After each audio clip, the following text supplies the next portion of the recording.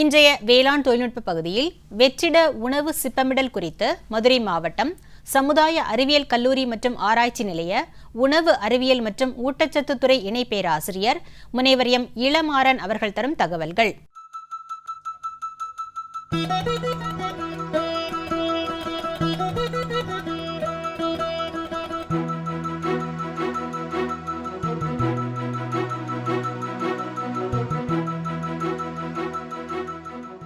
வெற்றிடத்தில் பேக்கேஜிங் செய்யும் தொழில்நுட்பம் பற்றி நாம் பார்க்க உள்ளோம். இன்றைய காலகட்டங்களில் நுகர்வோர்கள் தரமிக்க உணவுப் பொருட்களை உபயோகப்படுத்தும் நிலை வெகுவாக அதிகரித்துள்ளது.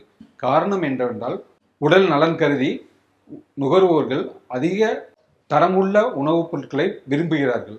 ஆகவே தரமிக்க உணவுப் பொருட்களை எவ்வாறு நாம் கண்டறிவது என்றால், தரம் என்பது அந்த உணவுப் பொருட்களின் அளவு, அமைப்பு, சுவை, நிறம் போன்ற அடிப்படை பண்புகளை முக்கியமாக கொண்டுள்ளது. இந்த நிலையில் நுகர்வோர்கள் நிறமிக்க பொருட்களை உபயோகப்படுத்துவதில் ஆர்வம் காட்டுகின்றனர். இதனால் இன்று உணவுப் பொருட்களை எவ்வாறு பாதுகாத்தல் என்பது பற்றி நாம் பார்க்க உள்ளோம். வெற்றிட பேக்கேஜிங் முறையில் உணவுப் பொருட்களை எவ்வாறு பாதுகாப்பது? வெற்றிட பேக்கேஜிங் முறை என்பது காற்றை முழுவதுமாக பாலித்தீன் பைகளில் இருந்து வெளியேற்றி மூடி வைப்பதாகும். இந்த நிலையில் வைக்கும் பொழுது அந்த உணவுப் பொருட்களின் ஆயுள் காலம் அதிகரிக்கிறது. மேலும் ஆக்சிஜனேற்றம் அடைதல் மற்றும் நுண் உயிரிகளின் வளர்ச்சி தடைபடுதல் மற்றும் ஆயுட்காலத்தை அதிகரித்தல் போன்றவை நடைபெறுகிறது. இதனால் நாம் உணவுப் பொருட்களை நீண்ட நாட்களுக்கு சேமிக்க முடியும். வெற்றிட பேக்கேஜிங் என்றால் என்ன? வெற்றிட பேக்கேஜிங் முறையில் பழங்களை பாதுகாக்கும் பொழுது அதன் ஆயுள் காலம் அதிகரிக்கிறது. இவ்வாறு செய்யும் பொழுது அதன் தரம் அதிகரிக்கப்படுகிறது. ஆகவே இதை எப்படி நாம் செய்வது பார்ப்போமானால், முதலில் சரியான பொருட்களை நாம் தயார் செய்ய வேண்டும். அதாவது பேக்கேஜிங் பொருட்கள். பேக்கேஜிங் செய்வதற்கு பாலித்தீன் பைகளோ அல்லது கொள்கலன்களோ பயன்படுத்தலாம். எல்லா பேக்கேஜிங் பொருட்களும் கொள்கலன்களும் இதற்கு ஏற்றதாக இருக்காது. ஆகவே உணவுப் பொருட்களின் அளவு, எடை, அமைப்பு போன்றவற்றை கருத்தில் கொண்டு நாம் பேக்கேஜிங் பொருட்களை தயார் செய்ய வேண்டும். வெற்றிட முறையில் பேக்கிங் செய்யும் பொழுது அவற்றின் தரம் நிர்ணயிக்கப்பட வேண்டும். அதாவது அவற்றின் உணவுப் பொருட்களின் நிறம், எடை, அளவு ஆகியவற்றை கருத்தில் கொள்ள வேண்டும். மேலும் சில பொருட்கள், அதாவது சில பால் சம்பந்தப்பட்ட பால் பொருட்கள் அல்லது நொதிக்கப்பட்ட பொருட்கள் சில சமயங்களில் அவைகள் கார்பன் டை ஆக்சைடை வெளியேற்றக்கூடும். அவ்வாறு செய்யும்போது அதற்கு ஏற்ற வகையில் நம்முடைய பேக்கேஜிங் மெட்டீரியல் பயன்படுத்த வேண்டும். மேலும் சில பொருட்களை பேக்கிங் செய்வதற்கு முன் அதிக அளவு நீர்ச்சத்து உள்ள பொருட்களை பேக்கிங் செய்யும் பொழுது அவற்றை நாம் உறைநிலையில் குளிர்வித்து அதன் பின்பு வெற்றிட முறையில் பேக் செய்ய வேண்டும். மேலும் பேக் செய்த பிறகு நாம் சில வழிமுறைகளை பின்பற்ற வேண்டும். அதாவது அவற்றை எவ்வாறு சேமித்து வைப்பது என்பது பற்றியும் நாம் கருத்தில் கொள்ள வேண்டும்.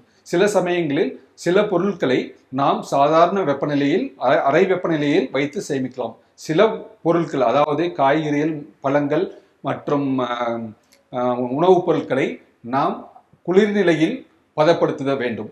மேலும் சில பொருட்களான இறைச்சி சம்பந்தமான கறி, இறைச்சிகள் போன்றவற்றை நாம் உறை வெப்பநிலையில் பாதுகாக்க வேண்டும். அவ்வாறு பாதுகாக்கும் பொழுது அவற்றின் தரத்தை நாம் கண்காணித்து கொண்டே இருக்க வேண்டும்.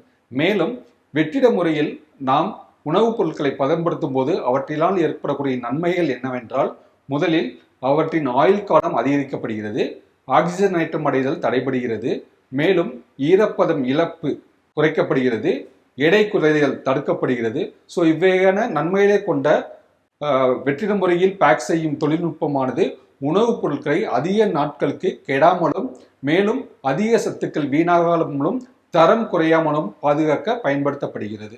சில எடுத்துக்காட்டுகளாக, முதலில் விரைவில் கெட்டுப்போகக்கூடிய பொருட்களான இறைச்சி சம்பந்தப்பட்ட பொருட்களை நாம் பேக் செய்து அதிக நாட்கள் நாம் சேமிக்க முடியும். அதாவது சாதாரண நிலையில் இறைச்சி சம்பந்தப்பட்ட உணவுப் பொருட்களை 1-2 நாட்கள் வரை மட்டுமே சேமிக்க முடியும்.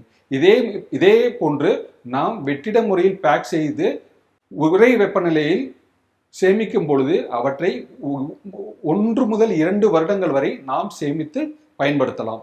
உலர்ந்த பொருட்களான தானியங்கள், பருப்பு வகைகள், நட்ஸ் என்று சொல்லக்கூடிய கொட்டை வகைகள் இவற்றை நாம் வெற்றிட முறையில் பேக் செய்து சேமித்து வைக்கும் பொழுது அவற்றை 1 முதல் 2 வருடங்கள் வரை நாம் சேமித்து பயன்படுத்தலாம். மேலும் அவற்றின் தரம், சத்துக்களின் அளவு போன்றவை குறையாமலும் அவற்றின் தரம் மேலும் அப்படியே குறையாமலும் இருக்கும் என்பதை இந்த முறையின் மூலம் நாம் தெரிந்து கொள்ளலாம். மூன்றாவதாக என்னென்ன பொருட்களை நாம் சேமித்து வைக்க முடியும்? அதாவது தானியங்களில் அரிசி, கோதுமை, சிறுதானியங்கள் போன்ற அனைத்து தானியங்களையும் இம்முறையில் நாம் சேமித்து வைக்கலாம். மேலும் பயிர் வகைகள், அனைத்து விதமான பயிர் வகைகள், காய்கறிகள், பழங்கள் மற்றும் இறைச்சி வகைகள், பால் சம்பந்தப்பட்ட பால் பொருட்கள், அதாவது பாலாடை கட்டிகள், மேலும் பால் பவுடர் போன்றவற்றை இம்முறையில் சேமித்து வைக்கும் போது அவற்றின் தரம் குறையாமல் மிக நீண்ட நாட்களுக்கு சேமித்து பயன்படுத்த இம்முறையை பயன்படுத்தலாம் என்பதை கூறிக்கொள்கிறேன். வெற்றிட பேக்கேஜிங் தொழில்நுட்பத்தை பயன்படுத்தி தானியங்களை நாம் சேமிக்கும் பொழுது குறைந்த அளவு 1 முதல் 2 ஆண்டுகள் வரை நாம் சேமித்து பயன்படுத்தலாம். அதே தானியங்களை நாம் அறை வெப்பநிலையில், அதாவது சாதாரண அறை வெப்பநிலையில் பயன்படுத்தும் போது 3 முதல் 6 மாதங்கள் மட்டுமே பயன்படுத்த முடியும். அதே போன்று பயிர் வகைகள் அவற்றையும் நாம் குளிர் வெப்பநிலை வெற்றிட முறையில் பேக் செய்து குளிர் வெப்பநிலையில் சேமிக்கும் பொழுது அவற்றை குறைந்தது 2 வருடங்கள் வரை நாம் சேமித்து உபயோகப்படுத்தலாம். மேலும் காய்கறிகள் மற்றும் பழங்கள் அதிக அளவு ஈரச்சத்தை கொண்டுள்ளது. ஸோ அதனால இவற்றை நாம் வெற்றிட முறையில் பயன்படுத்தும் போது 4 முதல் 6 வாரங்கள் வரை பயன்படுத்தலாம். எடுத்துக்காட்டாக பச்சை மிளகாயை நாம் அறை வெப்பநிலையை பயன்படுத்தும் போது 3 முதல் 5 நாட்கள் மட்டுமே சேமிக்க முடியும். அதே பச்சை மிளகாயை குளிர் வெப்பநிலையில் சேமிக்கும் பொழுது அவற்றை குறைந்தது 6 முதல் 8 வாரங்கள் வரை சேமித்து உபயோகப்படுத்தலாம்.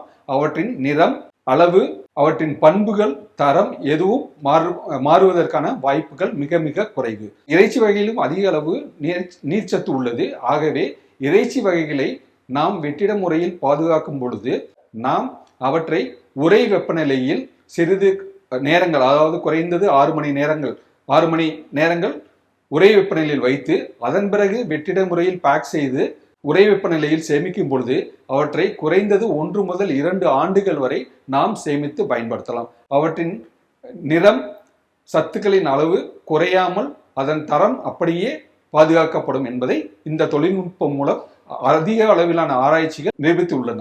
இந்த இயந்திரமானது வெற்றிடத்தில் பேக்கேஜிங் செய்ய பயன்படுத்தும் இயந்திரம். இவற்றை பயன்படுத்துவது மிகவும் எளிது. இந்த இயந்திரத்தை பயன்படுத்தி உணவுப் பொருட்களை பாதுகாக்கும் பொழுது சில வழிமுறைகளை பின்பற்ற வேண்டும். அதாவது உணவுப் பொருட்களானது புதிதாகவும் சுத்தமாகவும் உலர்ந்ததாகவும் இருக்க வேண்டும். மேலும் இந்த இயந்திரத்தை பயன்படுத்தி பேக்கேஜிங் பொருட்களானது மிகவும் தடிமனுள்ள நைலான் அல்லது பாலித்தீன் பொருட்களால் தயாரிக்கப்பட்டுள்ளதாக இருக்க வேண்டும். இவற்றை பயன்படுத்துவது எவ்வாறு என்பதை இப்போது உங்களுக்கு நான் செய்து காட்டுகிறேன். தற்பொழுது உள்ளே இருக்கும் காற்று அனைத்தும் வெளியே ஈர்க்கப்பட்டு சீல் செய்யப்பட்டுவிடும். இது எடுத்துக்கொள்ளும் நேரம் மிக மிக குறைவு, உபயோகப்படுத்துவதும் மிகவும் எளிது.